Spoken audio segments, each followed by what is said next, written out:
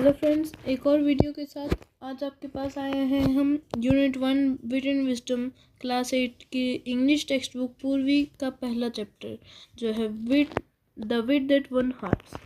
तो सबसे पहले कुछ एक्टिविटीज़ हैं, 2 क्वेश्चन हैं, चलिए देखते हैं उनको। तो सबसे पहला क्वेश्चन है select qualities of person who uses wit from the box given below. कुछ क्वालिटीज़ को चुनिए जो एक पर्सन का जो विट को इंटेलिजेंस भी कहते हैं वो दिखाती है, मतलब जो जनरल स्किल्स हैं वो दिखाती है। तो कुछ सबसे पहला हम चूज़ करेंगे वाइज, फिर क्लेवर, फिर ह्यूमरस, फिर ऑब्जर्वेंट, ऑब्जर्व करता है, चार्मिंग, क्रिएटिंग, पंचुअल और कॉन्फिडेंट। तो ये हैं हमारे जो पीपल विट यूज़ करते हैं उनके कैरेक्टरिस्टिक्स। अब इनके रीजंस डिस्कस कर लेते हैं। जो वाइज होता है वो तो एक कॉमन सेंस है कि हाँ वाइज इंसान विजडम होता है उसके अंदर। और क्लेवर, जिस इंसान के अंदर विजडम होता है वो किसी भी चीज़ को हल कर सकता है जो करने की क्षमता रखता हो। ह्यूमरस, उसके अंदर ह्यूमर हो कि कोई मजाक कर रहा है तो उसको वो सहन कर सके, तो वो होता है ह्यूमर। फिर करेजियस, जिसमें करेज हो। ऑब्जर्वेंट, जो किसी चीज़ को ऑब्जर्व करे। तो चलिए आगे पढ़ते हैं। Work in pairs and answer the riddles that are given below. Share answers with your classmate and teachers. तो चलिए इनका निकालते हैं आंसर। तो जो सबसे पहला क्वेश्चन है, I can be a friend और a foe depending on how you use me. I can bring both joy and pain what I am. तो आप सोच के इसका आंसर कमेंट बॉक्स में बताइएगा। What is always in front of you but can not be seen. तो इसका मैं आंसर बता देता हूँ, टाइम। इसका आंसर टाइम है। फिर उसके बाद I can be measured but I can not be touched. I can be spent but I can not be saved what I am. सोचिए। चलिए इसका आंसर है future.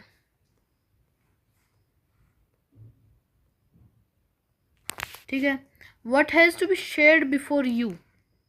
What has to be shared before you can keep it. तो इसका जो answer सोच सकते हैं आप वो है सीक्रेट। ठीक है। तो जो सबसे पहला वाला जो क्वेश्चन है, तो इसका आंसर आप मेरे को कमेंट बॉक्स में बताइएगा। जो करेक्ट आंसर होगा उसके ऊपर उसको मैं पिन करूँगा। फिर आगे बढ़ते हैं। इसके आंसर्स आपको पेज नंबर 16 पे मिलेंगे, पर उसको बिना देखे ईमानदारी से आप बता सकते हैं मेरे को। तो फिर discuss in pairs. What are the qualities like humour and wit important in a person. जो क्वालिटीज़ हैं ह्यूमर और विट जो हैं वो एक पर्सन में इम्पोर्टेंट क्यों होता है। एक इंसान जो है वो कोई नॉर्मल लाइफ जी रहा है तो उसमें उसको विट और ह्यूमर की ज़रूरत क्यों होती है। ह्यूमर जो होता है वो हमारे सेल्फ हैप्पीनेस के लिए बहुत आवश्यक होता है, और जो विट होता है जो हमारा ज्ञान होता है, चाहे वो एकेडमिक ज्ञान हो या कोई स्किल हो या किसी चीज़ को समझने की क्षमता हो, तो वो ज़रूरी इसलिए बन जाती है कि हम किसी चीज़ को बिना देखे, बिना सुने उसको ऑब्जर्व करके ही उसके बारे में पता लगा पाए, जो हमें बहुत ज़्यादा हेल्प करेगा। Why do you think kings and queens prefer to have witty people among their courtiers. सबसे पहली बात, किंग्स और क्वींस को पूरी प्रजा संभालने के लिए कुछ कोर्टियर्स चाहिए होते हैं। उनमें वो जो समझदार लोग हैं उनको क्यों रखते थे। वो उनको रखते थे ताकि वो उनकी हेल्प करें, उनका कोई भी डिसीजन हो वो प्रजा के लिए हेल्पफुल है कि नहीं, अगर नहीं है तो क्यों नहीं है, और कुछ ऐसे प्रॉब्लम्स आ जाती थी तो उनका सलूशन वो कैसे निकाल सके। और अब कोर्ट में जो विटी पीपल हैं, जो ह्यूमर्स भी होते हैं, उनकी वजह से कोर्ट जो है उनमें वो रत्न के रूप में निखरते हैं। If you were asked to solve a disagreement between two people, what approach would you take? अगर आपको किसी दो लोगों के बीच के डिसएग्रीमेंट को सॉल्व करना हो तो आप क्या अप्रोच लेंगे?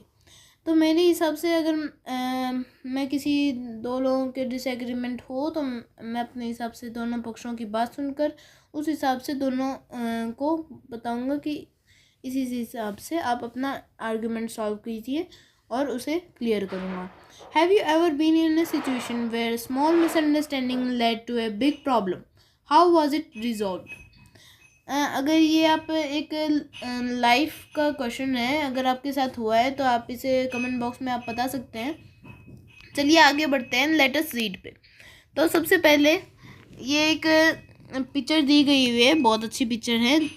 इसमें एक राजा होते हैं. चलिए देखते हैं नीचे वो राजा है कौन. सबसे पहले, the Vijayanagara empire was renowned for its glory, wealth and cultural achievements. Among its illustrious rulers, King Krishna Dev Rai ruled 1509 to 29 CE, stood out as a wise and powerful monarch.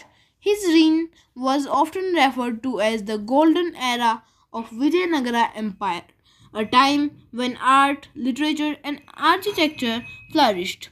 A great patron of learning, Krishna Dev Rai was not only an eminent warrior but also a gifted poet. His works, such as the epic Amuktamaliyada and the Sanskrit drama Jamvati Parinayam, are acclaimed even today. तो जो Vijayanagara empire था, जो आंध्र प्रदेश में आज के दिन पाया जाता है, वो उसकी जो ग्लोरी था, उसकी जो प्रतिष्ठा थी, उसका जो धन था और उसकी जो साहित्य की अचीवमेंट्स थी, उसके लिए बहुत ज़्यादा फेमस था. रिनोन का मतलब होता है वेल नोन. इधर हमको साइड में भी दिया गया है. और फिर among it's many illustrious rulers. Illustrate का मतलब होता है फेमस या रिस्पेक्टेड, जिनकी रिस्पेक्ट बहुत ज़्यादा की जाती हो तो उन्हें इलस्ट्रियस कहा जाता है. किंग कृष्ण देव राय, जिन्होंने 15,009 से 15,029 CE, मतलब जो कॉमन एरा था उसके टाइम पीरियड में, वो एक वाइज और पावरफुल मोनार्च होता है सम्राट, जो 5-6 राज्यों को कंट्रोल करता हो उसे सम्राट कहते हैं. वाइज, एक बुद्धिमान और ताकतवर मोनार्च के रूप में उन्होंने रूल किया था. उनके शासनकाल में उसको विजयनगर एम्पायर का गोल्डन एरा, स्वर्ण एरा भी कहा जाता है, क्योंकि उस टाइम पे जो कलाएं थी, साहित्य था और जो बिल्डिंग्स का आर्किटेक्चर था, वो बहुत ज़्यादा अच्छा हो गया था. अ ग्रेट पैट्रन होता है सपोर्टर, जो हमारे पिछले क्लास की SST में भी आया था ये वर्ड पैट्रन ऑफ लर्निंग. मतलब वो जो किसी चीज़ को सीखने की इच्छा होती है जो इंसान में, वो इच्छा किंग कृष्ण देव राय के अंदर बहुत ज़्यादा कूट के भरी हुई थी. वो एक अच्छे एमिनेंट मतलब फेमस, मतलब ताकतवर, अच्छा लड़ने वाला इंसान. वॉरियर मतलब कोई वॉरियर है, कोई सैनिक है जो बहुत अच्छा लड़ता हो, जो नायक है. बल्कि वो एक गिफ्टेड पोट, मतलब उनकी जो कविताएं थी वो भी बहुत अच्छी थी. उनके कुछ वर्क्स हैं जैसे अमुक्तमल्यदा और संस्कृत ड्रामा जामवती परिणयम, जो आज के दिन भी बहुत फेमस है. तो आगे बढ़ते हैं. चलिए, तो ये देखिए जो कृष्ण देव राय हैं किंग, उनका शायद से मेरे हिसाब से कोर्ट दिखाया जा रहा है जहाँ पे 8 लोग बैठे हुए हैं जो उनके कोर्टियर्स कहे जाएंगे. King Krishna Dev Rai's court was home to 8 celebrated poets, collectively known as the Ashtadiggajas. Their poets, including Alasani Pedana and Tenali Ramakrishna, enriched the literacy tradition with their masterpieces. Tenali Ramakrishna in particular was known for his quick wit and humor, earning him a special place in the king's court as both a poet and a witty advisor. His clever solutions to seemingly insurmountable problems made him a beloved figure in the empire's history. King Krishna Deva Raya जो थे, उनके court में 8 जो ports थे उनको रखा गया था, जिन्हें क्या नाम दिया गया था? अष्टदिग्गजाज नाम दिया गया था। जो देखिए इधर लिखा हुआ है, जो ये पोइट्स थे उनमें तेनाली रामाकृष्णा जिसे हम सब जानते हैं, अलसन्नी पेदाना जिसे कुछ लोग जानते भी हैं नहीं जानते, जो उन्होंने थे वो जो राजा था किंग कृष्णदेवराय, उनके पोइट को इधर उनकी जो पोइट थे वो इस लेवल तक थे, तो उन्होंने उसको अपने फुल फोकस के साथ इस लेवल तक लेके आए थे ताकि वो ज़्यादा ग्रोथ करे और उनके राजा एक जो उनकी पोइट्स थी उसमें हेल्प करते थे वो। तो तेनाली कृष्ण रामा जो थे वो सबसे ज़्यादा जाने जाते थे उनके क्विक विट मतलब नॉलेज जो हमने इंट्रोडक्शन में देखा गया था, और ह्यूमर मतलब ह्यूमर्स मतलब ऐसे कोई मजाक कर रहा है तो उसके साथ मजाक करके हंसना, तो वो होता है सेंस ऑफ ह्यूमर, जिसकी वजह से किंग के जो सभा थी उसमें उन्होंने एक स्पेशल स्थान प्राप्त कर रखा था और एक विटी एडवाइज़र मतलब समझदार सलाहकार के रूप में वो फेमस थे। उनके जो क्लेवर सॉल्यूशंस थे मतलब उनके जो आंसर्स थे बहुत सारे चीज़ों के ऊपर, तो वो उन्हें एक बिलव्ड फिगर मतलब एक बहुत अच्छा फिगर जिसे सब चाहते हों, सब प्यार करते हों, सब सम्मान देते हों, ऐसा एक वो इंसान बन गए थे एम्पायर की हिस्ट्री में। सबसे जो wisest ruler, even the wisest rulers faced moments of disharmony and at one time the king had a quarrel with his queen, Thirummalambal, over a seemingly trivial matter. For weeks, he didn't utter a single word to her, and in his frustration, stopped visiting her altogether. His absence cast a shadow over the palace, and once cheerful corridor seemed quiet and forlorn.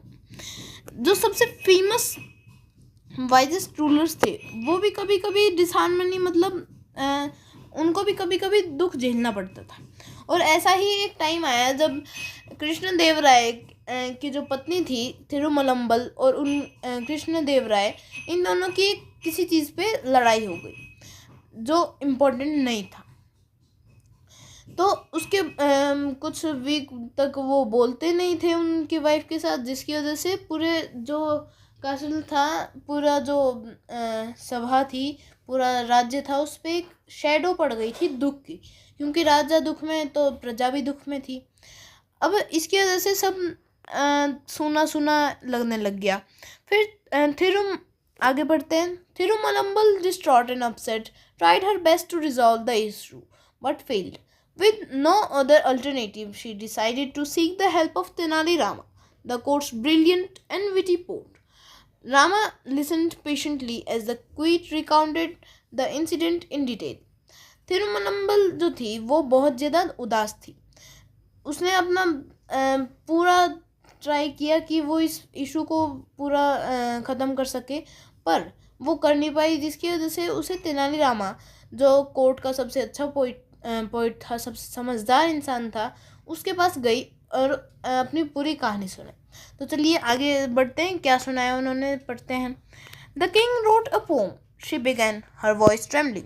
Trembling का मतलब होता है मतलब ऐसे थर्रा रही थी उनको, मतलब जब हमें अच्छा नहीं लगता तब हमारी जो वॉइस होती है वो वॉइस थी थिरुमलम्बल की।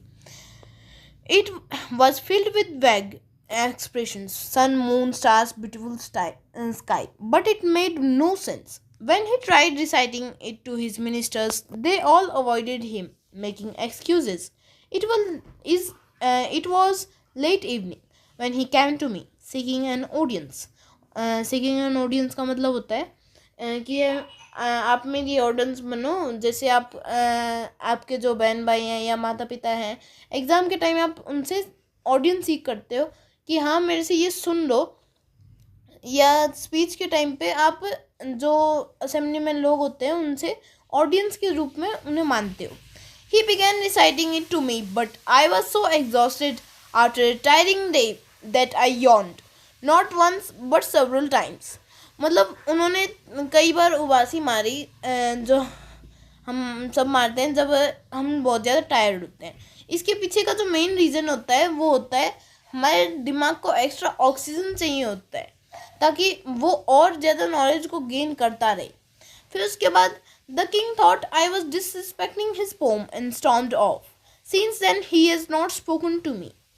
जब ऐसा लगा उनको कि किंग को ऐसा लगा कि मैं उनकी जो पोइम है उसको डिसरिस्पेक्ट कर रही हूँ, इसलिए वो चले गए गुस्सा होके। स्टॉर्म्ड ऑफ का मतलब यही होता है, जैसे स्टॉर्म तेज तबाही मचा के चला जाता है, वैसे ही वो गुस्से में चले गए। Since then he has not spoken to me. If I had known this would happen, I would have chosen another day. Help me please Rama. Only you can help the king understand. अगर मेरे को ऐसा पता होता कि ऐसा होगा तो मैं दूसरा दिन चुन लेती। प्लीज़ रामा कृष्णा मेरी हेल्प करो, क्योंकि तुम्हें मेरी हेल्प कर सकते हो। तो आप सोच सकते हैं ये ऐसा क्यों कहा होगा, क्योंकि वो रामाकृष्णा पे ट्रस्ट करती होंगी, क्योंकि वो जो पूरा राज्यसभा थी उसमें से सबसे ज़्यादा विटी और ह्यूमरस इंसान थे। तो चलिए आगे बढ़ते हैं। Rama nodded thoughtfully. If you like I will try my best to resolve this matter your highness, but this needs a well planned approach and I may need time to find the right strategy. The queen, who had placed her last hope in Rama, agreed and thanked him profusely. तो इसमें रामा ऐसे हाँ चलो, वो थोड़ा सा सोच के हाँ कर देता है, ठीक है अगर आप चाहो तो मैं इस मैटर को ख़त्म करने का ट्राई करूँगा, पर इसके लिए एक बहुत अच्छा प्लान और स्ट्रेटजी चाहिए। ये जो उन्होंने ये बात कही है ये एक ओनली विटी इंसान ही कह सकता है, क्योंकि हम हर बार हड़बड़ा कर वो काम कर देते हैं, पर जो समझदार इंसान होता है वो उसी चीज़ को 3-4 बार सोच के उसका आउटकम क्या होगा, उसको इस तरह से करेंगे तो क्या होगा, उस हिसाब से वो सोचता है। और फिर उसके बाद जो क्वीन थी वो अपनी आस लगा के बैठी हुई थी कि रामाकृष्णा मेरी हेल्प करेगा, तो उसने हाँ कर दी। The next morning the royal court was bustling with activity. Ministers, scholars and courtiers filled the courtroom. Its intricately carved pillars towering towards the high ceiling. Rays of sunlight streamed through the open windows, illuminating the floor adorned with exquisite rugs. Despite the lively chatter, attention hung in the air. The king sat on his ornate throne, his expression stern, his sharp eyes scanning the room. It was evident that the unresolved quarrel still gnawed him. तो इस paragraph का क्या मतलब है, अगली सुबह जो है जो राज्यसभा थी वो एक्टिविटी के साथ बस्टल कर रही थी, मतलब आवाज़ बिजी थी। मिनिस्टर्स जो थे, स्कॉलर्स थे और कोर्टियर्स थे, जो मंत्री थे और स्कॉलर्स जो क्या डिसाइड हुआ वो लिखते थे, और कोर्टियर्स जो राज्यसभा के सदस्य थे, उन्होंने कोर्ट रूम को पूरा भर दिया था। उसके बाद उसके कुछ उसको डिस्क्राइब किया गया है कि उसके यहाँ कैसे कैसे जो पिलर्स थे पूरे अच्छे से कार्व्ड, मतलब वेल डेकोरेटेड था वो। फिर उसके अंदर हाई सीलिंग्स थी और विंडोज़ ओपन थी और रग्स लगे हुए थे जो बहुत महंगे थे और वो बहुत ज़्यादा फाइन और अट्रैक्टिव भी थे। और एक लिवली चैट, मतलब एक खुशफुसाहट थी जो पूरे जो सभा थी उसमें गूंज रही थी। जो राजा था वो अपने जो सिंहासन था उस पर बैठा हुआ था और उसका एक्सप्रेशन जो था वो ऐसे गुस्से में था।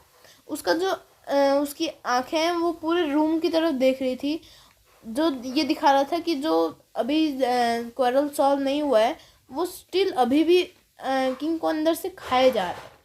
तो आगे का जो पोर्शन है वो हम बाद में पढ़ेंगे अगली वीडियो में। तो तब तक के लिए धन्यवाद, बाय बाय, आपका दिन शुभ हो।